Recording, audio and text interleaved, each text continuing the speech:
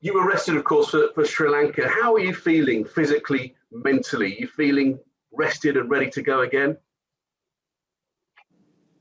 Yeah, I guess. I hadn't really stopped, so I was still training in my time off. So I don't think that well, yeah, I don't think that desperate if you get me in that sense, because I've been going the drive hasn't stopped when the cricket has stopped. How's it been to be joining back up with the guys though after the breakaway, and particularly with them coming off a successful series in Sri Lanka? Didn't really feel like I left. It's the same faces. Maybe one or two are gone now, but it's the same faces that I've left. So you don't feel like you've gone anywhere. You'll be taking on an India team that is coming off the back of a fantastic series themselves against Australia. In the few days you've had out there, have you had a chance to look at the conditions and see what awaits you as a quick bowler? No, I haven't. The pitch only got uncovered today, and they could change between now and Friday, so it doesn't make any sense looking at it now. Normally, we go into these series, people look at people like yourselves, look at Jimmy Anderson and so on, and see what the quicks are going to do. The emphasis in India tends to be on the spinners. Are you prepared for the fact that maybe your work will be long and arduous, and perhaps it'll be the spinners that'll be taking the glory this time? Or do you think there will be something in there for you guys to contribute as well? It doesn't really matter, you know. Whatever's for the team, whatever's going to contribute to a win. So if it means that I got to do me and the other seamers have to do the hard work, then fine, so be it. And you have played out there before. What are your thoughts on going out there and playing in India? It'll be a different experience, no fans and so on. It's a different ball. I never played red ball over here. White ball is a whole different dynamic, so can't really compare the two. Okay, thanks a lot. Thanks for your time, Jofra. I'll let someone else jump in now. Thank you. Okay, we'll go to Joe Wilson from the BBC. Hi, Jofra. Thanks for your time. Good to see you. Jofra, you know, back in the UK, there are a lot of people who haven't got much to do, to be honest. And looking at you guys and playing cricket in some beautiful weather is a real excitement for people. Are you aware of that? Do you know that you're getting a lot of interest back here, especially during lockdown? Oh, yeah. Well, it's probably one of the few live sports that are on at the moment, apart from the football. So I guess a lot of people will be watching. And we're still waiting to see exactly how it's going to be televised, but there's a good chance, we hope, that it might be on a TV platform that everybody can see. You as an elite sportsman, Jofra, you want as many people to see you as possible, don't you? Yeah, more so the kids as well, because anyone we can inspire obviously just helps the next generation. I'm glad that, well, hopefully it goes through, and I don't think they had Test cricket on since like the 5 or 6 Ashes, so you know it'd be good to have it back on the huge platform. Thanks very much, Jofra. And just quickly, finally, how do you feel about the possibility of there being actual fans in the stadium? It might happen for the second test. Well, till it happens, I'll believe it. But you know, this year, well, the last 8 months have been just as crazy, and we've been made promises and some of them haven't come off. So today, I actually see the fans walk into the gate, and I'll believe it. Thanks very much. Cheers, Joe. With Scott from TalkSport, please. Hey, Jofra, I hope you're doing okay. Just a word on Joe, if I may, ahead of his 100th Test match. Can you just sum up what he's been like as a captain to you as a player who's recently come into this Test side?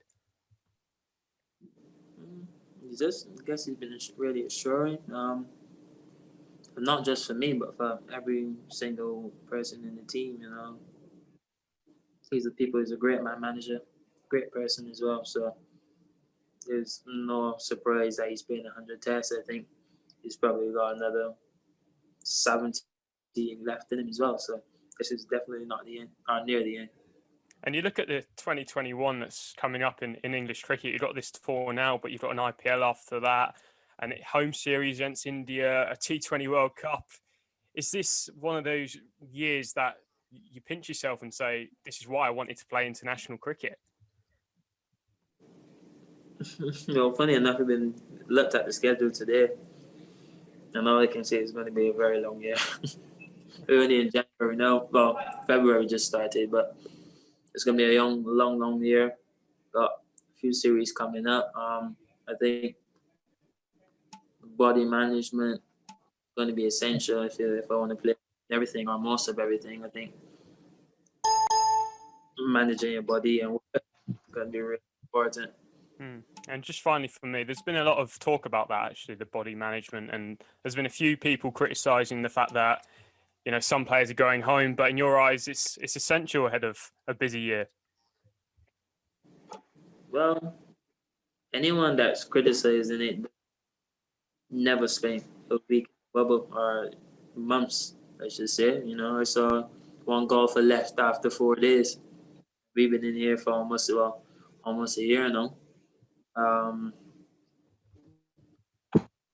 I think it's vital to get in and out because at the end of the day, humans are social people, and you know, sometimes get a bit hard, especially if you're not having a great game or if you're not feeling good within your cricket. You know, there's no escape, there's nowhere to go. So I think the ECB's made it really great, giving people, myself, I had 6 weeks away. I think Joss is done after this game for a little bit. Sam's gone, you know, so they're making it a priority. Everyone gets a time away so that we could come back refreshed and ready to go and not drained. Cheers, Jofra. Go well. Okay, we'll go to John Etheridge at the Sun. Go ahead, John. Jofra, hi. Yeah, I was going to ask about the bubble. I mean, last summer in England, you spent more time than anybody in the bubble. You've had a bit of a break, but there's a lot of bubble life coming up with this India tour, followed by the IPL. Are you prepared for that mentally to spend the next few months inside the bubble again? I don't have a choice, really. Don't have a choice. I don't mind, to be honest, because I know that I will get my time away. So I'm just going to focus on the job at hand now. And if it does get a bit too overbearing, there's no shame in saying. And I think Spoons has said it as well, you know. If you ever feel like you're having enough, then just come and tell him. But from right now, I think I'm good to go till at least July. You said you did some training. Did you have to do any bowling while you were in Barbados? Yeah. What other training could I have meant? I think go to the gym, I suppose, couldn't you? Or go for a run or a swim? That doesn't count as training. That's it. Okay. In your view, only bowling is real training. Well, actual cricket stuff I regard as training, gym and swimming and all of that. It's just normal, to be honest. Normal part of the day. Yeah. So you feel pretty much up to speed with the bowling, with the test match starting in 3 days' time. Yeah. Okay. Okay, we'll do 2 more from the UK. Nick and then Ali. Go ahead, Nick.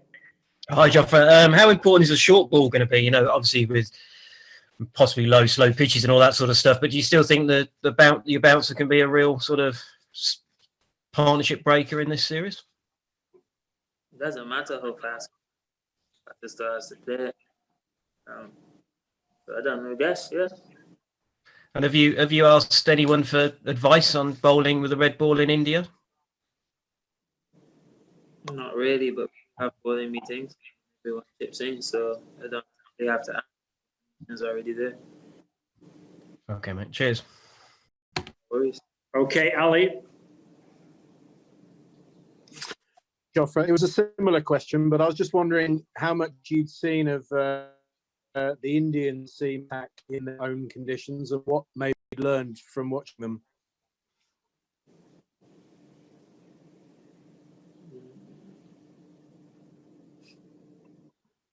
I don't know how to answer that, to be honest.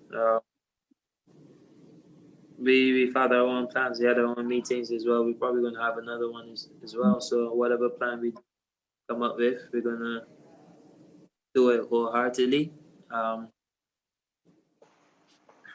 Yeah. what more to add to that. Okay, is Jasprit Bumrah someone who you admire as a fellow fast bowler? Yeah. What do you like about him?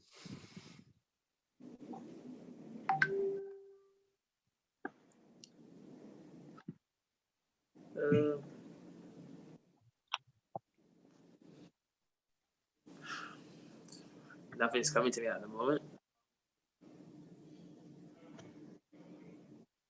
I guess it's consistency.